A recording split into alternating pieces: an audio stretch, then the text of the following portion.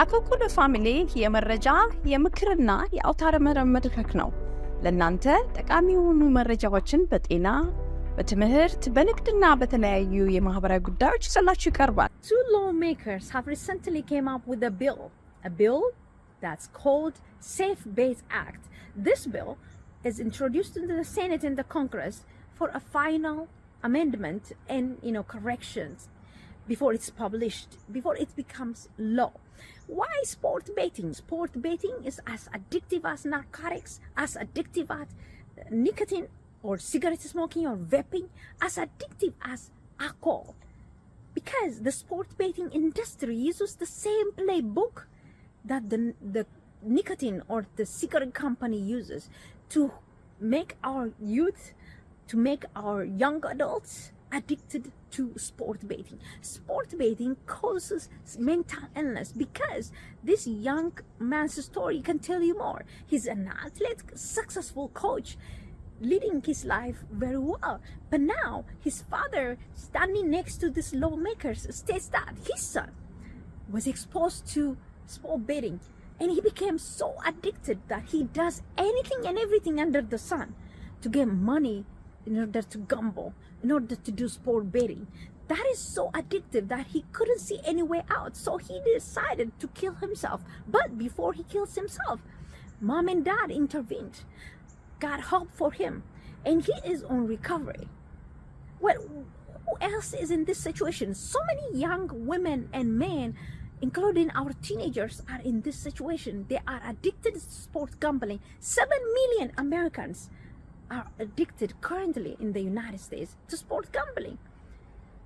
25% to 30% increase in bankruptcy was filed because of sport betting.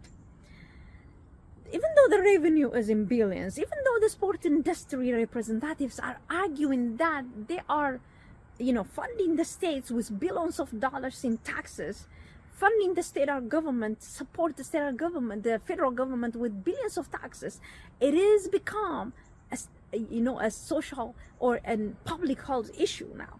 Sport gambling is as addictive as other substances. Now it has to be regulated. It has to be regulated. This regulation is coming from these two lawmakers presented to Congress and Senate. They are working on it. You have to save your youngsters, your youth, your young adults from sport betting addiction.